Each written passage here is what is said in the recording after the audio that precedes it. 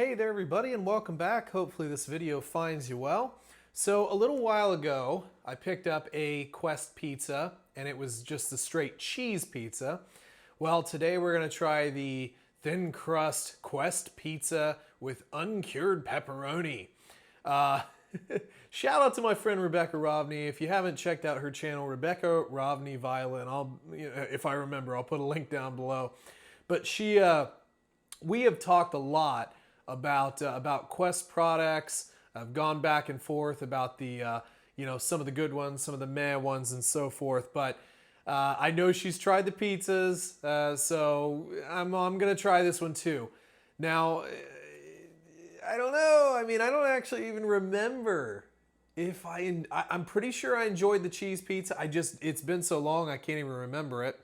But I do love pepperoni. My favorite pizza personally is just plain old pepperoni and mushroom. I'm a pretty basic boy. If there's like really good sausage, that's good too. So anyway, nutritional facts for those of you who are interested in that.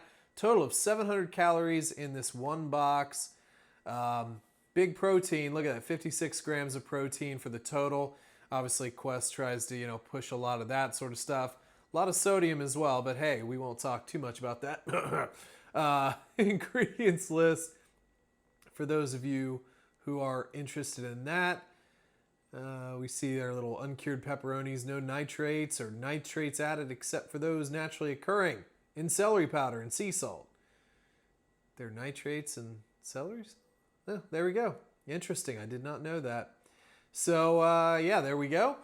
Cooking instructions, 400 degrees.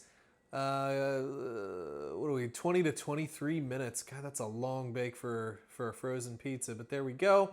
So we're going to bake this thing up. We're going to see if it's any good. Let's actually, while we have it out here, the oven is indeed preheated, so I'm pretty much just going to take it from camera to the oven. So a little pizza there. We'll have to rearrange some of our Ronies, but not crazy thin in relation to other pizzas I've had, but decent amount of cheese. So I'm going to go pop this in the oven. We'll bring it back and we'll try it out. All right, back with the pizza. So look, what did this box say? Like 20 to 24 minutes at 400, 20 to 23 minutes at 400. No way. There is absolutely zero way that this pizza would survive for 20 to 23 minutes at 400. At least not in my oven. Oh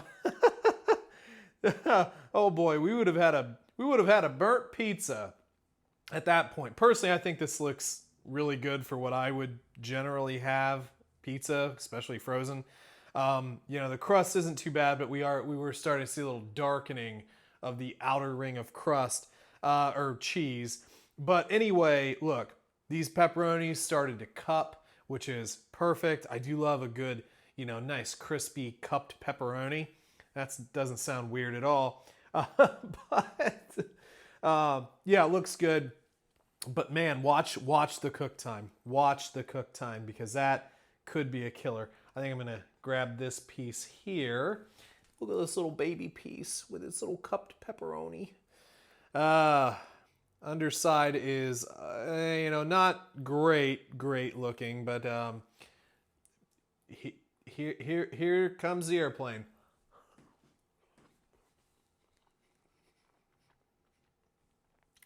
Okay, yeah, not bad. Let me eat this pepperoni real quick.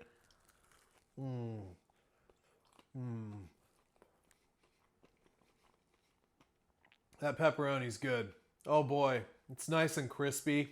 And nice. Let's see. What do I think about the pizza? Okay, so the crust is not terribly crispy. I think the backside is. I would say lower the heat and we probably would have been fine. But yeah, 400, maybe a little too hot for this guy. The underside, and you can even kind of see it on my finger, a little floury there. So, meh. All right. Pepperonis, excellent addition. Cheese, not bad. Fairly, standard processed mozzarella that you would see on a lot of pizzas. The undercarriage, little floury, which not necessarily the most desirable thing in the world, but it's okay. The sauce, decent, pretty decent. Not overly tangy, not a very sharp taste, but you definitely do get a nice, you know, normal taste of tomato, which is good. It's a very simple pizza, but does it stand out much above other frozens? Not especially. I think it's as far as taste goes, fairly standard frozen pizza. Now, the plus side of this is you're getting a ton more protein in this, so you know you can get swole afterwards. You know, I'm gonna that flour was trying to come back up on me. Gonna go have to lift some weights after this, you know, to make that protein count. But overall, I mean, it's a decent tasting pizza. The pepperonis were very nice. Lower heat would be better to, you know, kind of get a little bit more crisp on the undercarriage, if I'm being honest. Now, as far as price goes, these are a little bit more pricey than standard pizza, but again, it's kind of a niche pizza, isn't it? It's a protein pizza. That's what it is. It's Quest. It's protein pizza. So for me, I would say, and it's also small. It's also a relatively small pizza as well. So for the most like common consumers, probably not going to necessarily buy this. I would say at the price, because I think it was like $8.99 or something like that, which is like, you know, DiGiorno prices. I know I'm not a big DiGiorno fan. I usually tend to buy other pizzas. You know, thankfully there are a couple of decent frozen pizza brands that do come into a few of the stores, so I don't have to eat that. But yeah, it's not bad. It's not great. A lot of protein for those of you who are super interested in that. The pepperonis are a welcome addition. The cheese is fine. The sauce is actually pretty good. Just cook it at a lower temperature and it will probably be fine. But overall, not bad. A little pricey for most people though. That's what I would say. So anyway, if any of you have tried this particular one, let me know in the comments down below. Love to hear from you. Leave suggestions for future videos.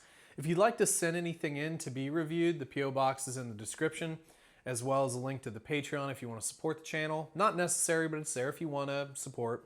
And don't forget to like and subscribe, and we'll catch you on the next one. See ya.